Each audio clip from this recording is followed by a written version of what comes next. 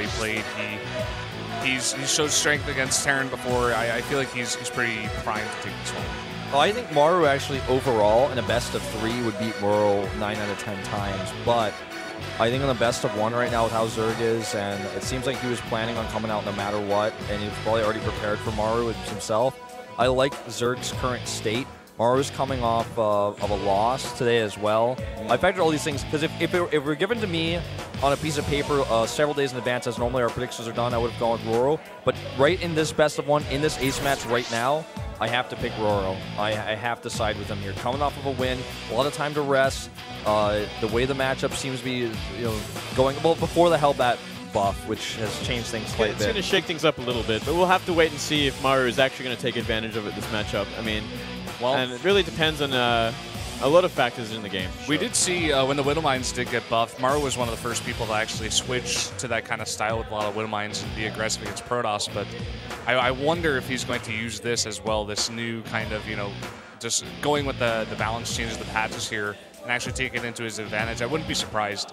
Maybe he's playing a lot of ladder games after this change, and he's like, put me in, coach. I'm very confident against what could very well be RorO for the opposite team. And if I hit Stork once again, I promise you I'll take it on merry-go-round.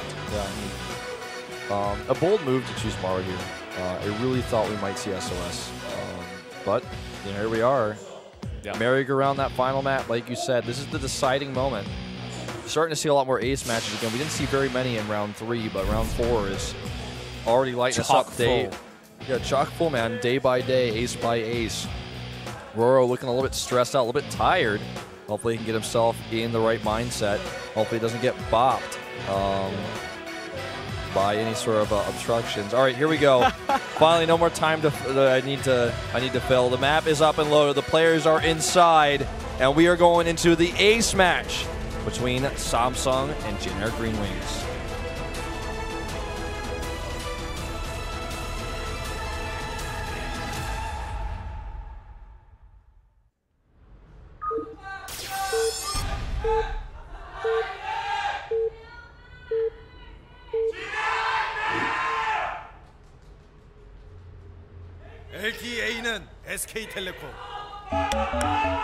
Up here in the top left in the pink for Samsung Galaxy Khan. He's back again. It's RorO. And to the right side of the map, into the cheerful, it is a Korean fan. To the right side of the map, in the green, it is Maru. The Marine Prince lost his match today, playing a totally different matchup now. Not going to be doing any proxies on this 3-player map, I reckon. No, I don't think so. But I definitely think, so far, these spawning positions are much better for Terran, a lot closer to the Zerg. So it can definitely give a much better avenue to kind of push on the third base and the natural. So we'll have to wait and see if Maru is going to take advantage of that. But I definitely feel like this favors Maru over RorO. Yeah, I see what you're saying, yeah. Now let's see how Maru decides to play this, because he does have one SCV going very early. Okay, he's just going to do it. Oh my god. He's doing the... This is actually going to favor Maru a great deal, considering these spawning positions. This is so Maru. I wanted to say it before, when you guys were like, oh, this is a 3-player map. I'm like, he's done this before on Frost. This guy will just do it in big situations where it's so important. He's going to go for stuff like this, and he does it again because it's surprising. RorO's not going to expect this. We will probably see a Hats first, and there it goes down. Yeah, you know what? I mean, really, Maru is... One of the things about Maru is he's one of the best 2 barracks proxers we have, like maybe like next to like MVP for IM. Oh yeah. But the thing that makes him so good at it is not his control. It's not like his how many SCVs he pulls or exactly where he puts his bunkers. In my personal opinion, it's how good he transitions out of it. Because it fails so many times, but he still wins the game because he's able to do just enough damage. He knows just how to move back and get his economy back up, get his command center up, get bunkers up, defend, and transition to a longer game where he's messed with the Zerg's tempo. And so even when he does this, this is not an all-in for Maru. Unless he like pulls all of his SCVs, he just pulls a few, and he checks incorrectly first. And no hatch first, he's like, there's no hatchery there. He's like, all right, you should have had a hatchery by now. And he's just going to go over here top left. Like you said, the positions favor him here, Moonglade. Yep. And I mean, we do see a drone scout out the front, like suspecting there might be some bunker shenanigans, and he sees it straight away. Yeah, and for RorO, a good thing for him, you know, he did go for the hatch first, but he immediately put down the pool after. He didn't make any extra drones, so it's going to be as fast as it could be after that hatch. So that's one bonus that he does get. Very, very smart play. He knew exactly what Maru is capable of. Now, Maru is pulling a lot of SCVs here because he needs to. He knows he, he's got to send those over. And let's see how much he can get done here. He actually doesn't stop the first bunker. And this is a bit of a concern because now with these 3 Marines here, I'm not sure he's actually going to be able to stop the second bunker. At least he won't be able to without the Spine Crawler's help. Exactly, and we got 3 more bunkers going down in range of the hatchery. So even if these 2 Spine Crawlers finish, there's no guarantee he's going to stop the bunkers from killing the hatchery in time. Yeah, and here we go. Jumps on the bunker and is going to leap in and out, close to that spine if he can. Looks like it's actually a bit too late. The SCV, luckily for him, is on the right side of the bunker, so it cannot be targeted. Bunker, once it's finished, will be revived. That bunker was just in range of that Spine Crawl that was trying to finish, but he does get the uproot and does save it there. Maybe he might need to transfer a few more SCVs down to keep these bunkers alive so he can actually deal with this hatchery. Oh, and he kills the Spine Crawler. I think he's having some nerve issues here. He's not gauging the range of the bunker very well, which is not somebody like a GSL champion level mistake in most cases, but you know, at this point, he's going to lose the hatch for sure. There's nothing he can do to save it. Okay, looks like he's going to go all in right now before the Broodlings pop. Here we go. Bunker repair is solid. He can actually pop those Marines into the other bunker. He's even got that 4th bunker at the back to fall back to as well. Not enough Lings here. Not happening. Just perfect control, perfect decision-making from Maru. Killing every Zergling, killing the hatchery, and from here, RorO is in such a terrible position. He has no gas. He's really got no hope.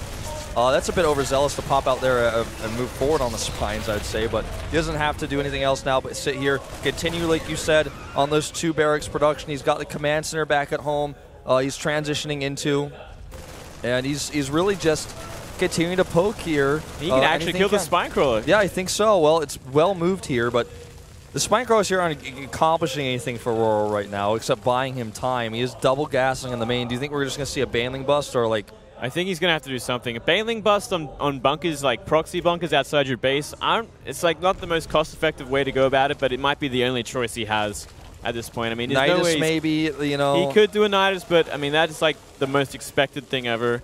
That's kind of like the one thing that you're just waiting for and you can just deal with. And we're seeing Maru make 2 command centers here, so if he wants to spend a scan, even just 1 scan in the main base, he can get a full scan on what's going on. He'll just about always see what's happening. Yeah. And he's slowly pushing these crawlers forwards. He's going to definitely try and get rid of these bunkers and put down his natural, but he's going to be so behind with economy that it's going to be very hard to come back in this. And there's a scan on the main base. He sees 2 gases are up, but no tech so far. Yeah, he's like no lair, no Baneling nest. Spine Crawler is getting a little bit closer here. Lair starts immediately after the scan ends. He's got the 2 Spine Crawlers to back it up, so he can't do that in and out micro to kill it. It's not going to happen with the Spine Crawler support here. Yeah, got to be careful about what he's doing with these Marines. I mean, he's still in an incredibly good position, but knows how safe he plays at home. Goes into triple CC, but not on the low ground. And I mean, you know what he could do? He could just simply run the Marines behind the hatchery and like stop it from ever going forward. Oh, you know what? You're so right. But it looks like he's just going to play it safe and he's going to retreat home, which is also a great idea. Just buying time until he can, so he has enough Marines to kind of defend his natural in case any sort of speedlings come or anything like that. And he's just going to tech up from here. I mean, he's getting stim, he's getting a starport. Yeah, I thought we might even see Banshees here, but I guess he's planning on just going more standard. Yeah, I mean, I think he can completely skip like the Hellion Banshee phase and just go straight for like the bio mine sort of style. Yeah. I agree. I mean, he's so far ahead right now. All he has to do is play safe, get a big follow-up push, and like you said before, he's so far ahead economically that he can just go for that. Another 2 scans. 2 scans. He has 3 orbitals. You know what? Why not? Yeah, he's like that drone is waiting for the scan to wear off so he can make the Nidus or whatever he wants to make. Yeah. He shows the drone moving away because that was so obvious, and now starts Aspire. Starts Aspire, but he's just not going to have enough gas to really get out that many Mulists. And we see Maru putting some supplies around the corner of his base just to make sure that no Nidus can get in undetected. Scans again. Goes down, and he sees Aspire. Very smart play. Very safe play by Maru. He knows he's he's so far ahead that as long as he doesn't make any critical mistakes, he should be able to close. Look at this. What's really brilliant to me about that scan, too, is he scans it in the middle, not the obvious place, because he knows it's probably going to be hidden, not behind the minerals, but somewhere else. And this is beautiful decision-making. Bringing SCVs timing. and Marines, and he knows that there's no Baneling nest out, because he's scanned everywhere. So there's no way he's going to stop this. There's no way. 14 Lings about to pop. They're slow for now, but I guess by the time they get out, the speed will be done. These SCVs are going to tank the bunker, tank the any drones that come, and even the spine crawlers a little bit. Scans to kill the tumors, I guess, or maybe just to see if there's any banelings up there. Scans again, and now he's going in. He knows exactly that he's got this timing. He has stim. He's got that extra DPS. And look at this. The SCV's at the front to tank, and he's just got so much damage output here. The Zerg army is melting. Stim goes down, immediately stims. I mean, he still's got those 3. Oh, and the Medivacs come along. Medivacs come along to help heal up, giving some extra mobility, kills another Overlord. We didn't really mention it, but he picked off an Overlord earlier at the Natural, which further hurts RorO here. And Maru is not messing around, targeting down those Queens. That Wasp Queen is the one that can transfuse, but it can't transfuse itself. Yeah, exactly. And it just died. So there it goes down. Another Queen goes down. A bunch more drones here. And RorO types in GG. GG. Amazing play by Maru. Great follow-up. As you were saying, Wolf, he's really good at follow-ups, and he did the damage. He killed the hatchery, and from there, it was kind of just a formality of getting to that stage. Bringing down those scans were so important. Finding that, scanning and seeing that there's no Baneling nest. Seeing that he teched straight to tier 2, invested all his gas into that.